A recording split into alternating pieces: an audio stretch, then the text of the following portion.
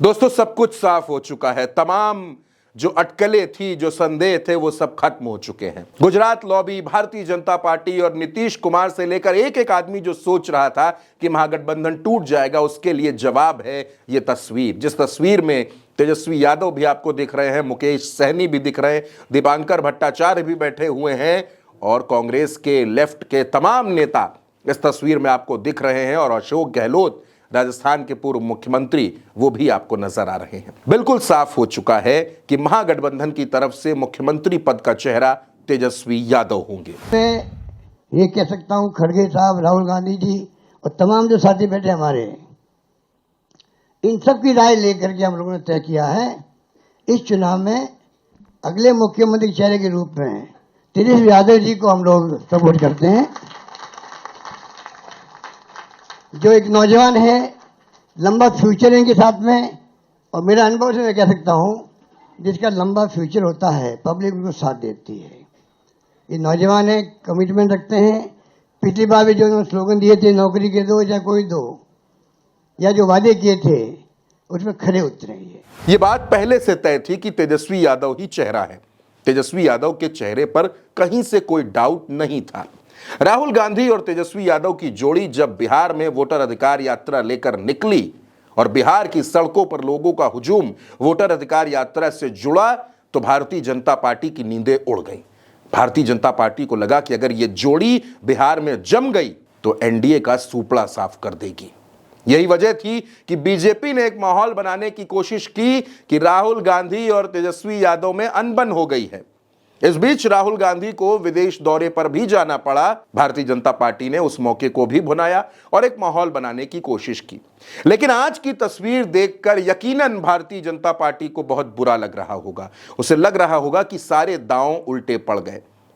RJD, Congress, Mukesh Sahni, वाम दल सब एकजुट हो गए हैं, सब एक मंच पर आ गए हैं, क्योंकि तेजस्वी यादव ने यह बात कही थी कि प्रेस कॉन्फ्रेंस का इंतजार कीजिए, आपको सारे सवालों के जवाब मिल जाएंगे। तेजस्वी यादव ने सबसे पहले टेंशन दी जीविका दीदी को लेकर। जीविका दीदी को 30,000 रुपए सैलरी प्लस 2,000 रुपए भत्ता, यानी 32,000 रुपए महीने की सैलरी देने का वादा तेजस्वी यादव का मास्टर स्ट्रोक कहा गया। भारतीय जनता पार्टी बेचैन हो गई। वो ये कहने लगी कि ये तो झूठा वादा है, ये लोग गप मारते हैं। लेकिन तेजस्वी यादव ने मीडिया के कैमरों के सामने यह ऐलान किया कि जीविका दीदी के लिए हम हर वो संभव काम करेंगे जिससे उनकी जिंदगी बेहतर बने। आज की तारीख में बिहार में जीविका बहनों की, जीविका दीदी की जो संख्या है वो तकरीबन 1,40,00,000 है। अब आप सोचिए, एक तरफ नीतीश कुमार है जिन्होंने एक बार 10,000 रुपए देने का वादा किया कि आपको 10,000 रुपए मिलेंगे, लेकिन एक बार के 10,000 रुपए और आजीवन नौकरी भर हर महीने 32,000 रुपए की सम्मानजनक सैलरी, इन दोनों में बड़ा अंतर है। यानी तेजस्वी यादव ने मास्टर स्ट्रोक 24 घंटे पहले ही चल दिया था। अब दूसरा मास्टर स्ट्रोक राहुल गांधी और तेजस्वी ने मिलकर चला। राहुल गांधी की एक फोन कॉल ने पूरे बिहार का समीकरण बदल कर रख दिया। राहुल और तेजस्वी अब एकजुट हैं, एक मंच पर हैं। तेजस्वी चेहरा है, तेजस्वी के चेहरे पर अब कोई डाउट नहीं है। तेजस्वी यादव महागठबंधन का सीएम फेस हैं। यह बात मैं आपको बार बार इसीलिए बता रहा हूं ताकि भारतीय जनता पार्टी जिस तरीके के भ्रम फैलाती है, उस किसी भी भ्रम में आप ना फंसे। यह प्रेस कॉन्फ्रेंस एक बहुत बड़ा संदेश है बिहार के लोगों के लिए, बिहार की जनता के लिए और भारतीय जनता पार्टी के लिए, एनडीए के तमाम दलों के लिए। तेजस्वी के चेहरे पर कोई डाउट नहीं है। महागठबंधन ने तो अपना चेहरा फाइनल कर लिया, तेजस्वी यादव, लेकिन एनडीए का चेहरा कौन है? नीतीश कुमार तो मिन्नतें कर रहे हैं कि उनके चेहरे को घोषित कर दिया जाए। तब उस पर जवाब आता है कि हम तो चुनाव के बाद तय करेंगे, हम चुनाव के पहले चेहरा नहीं तय करेंगे। सवाल यहीं पर है कि अभी तक पूछा जा रहा था कि महागठबंधन में चेहरा कौन है, अब तो साफ हो गया, कोई डाउट नहीं है, कोई कंफ्यूजन नहीं है कि चेहरा तेजस्वी यादव है।